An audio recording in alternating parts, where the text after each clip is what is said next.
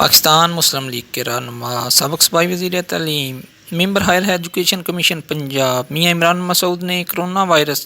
کی وجہ سے دنیا بھر میں جاری لاک ڈاؤن کی وجہ سے بیرون ملک پھنسے اوورسیز پاکستانیوں اور بیرون ملک میں جام بک ہونے والے پاکستانیوں کی ڈیڈ باڈیز کو فوری ملک میں لانے کے لیے انتظامات کرنے اور PIA کی پروازیں چلانے کا بڑا مطالبہ کر دیا۔ مزید جانتے ہیں انہی کی زبانی۔ جی بسم اللہ الرحمن الرحیم۔ اوورسیز پاکستانیوں نے ہمیشہ اپنا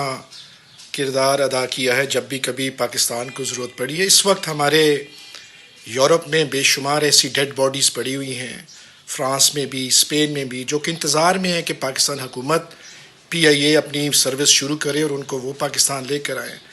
میں بالکل بھرپور انداز میں اپیل کروں گا اس حکومت کے ساتھ، میری بات بھی ہوئی ہے، چونکہ ہم اتحادی ہیں پاکستان مسلم لیگ اور PTI، اور یہ ان کا حق ہے ہمارے پاکستانیوں کا۔ مسافر بھی پھنسے ہوئے ہیں، والدین جو ہیں وہ یورپ میں پھنسے ہوئے ہیں، ان کی اولاد جو ہے وہ پاکستان میں پھنسی ہوئی ہے، تو یہ اس مجبوری کو ہم سمجھ رہے ہیں، ہمیں بڑا احساس ہے۔ انشاءاللہ تعالی یہ آواز اٹھائی گئی ہے، اٹھائی جائے گی تاکہ یہ PIA کی سروس جو ہے وہ یہ شروع ہو، اور وہ میتیں جو پڑی ہوئی ہیں وہاں پر، آپ کو یاد ہوگا اس میت کو لانے کے لیے پرائم منسٹر پاکستان جناب چودھری شجاعت حسین صاحب نے یہ قانون بنایا تھا کہ ہم مفت لے کر آئیں گے PIA کی، تو لہٰذا اب ہماری یہ کوشش یہ ہے کہ PIA اپنی سروس بحال کرے، اور ہماری وہ جو میتیں پڑی ہوئی ہیں، جو لوگ بیچارے پریشان ہیں، وہ میتیں خیریت سے یہاں اس پاکستان میں آئیں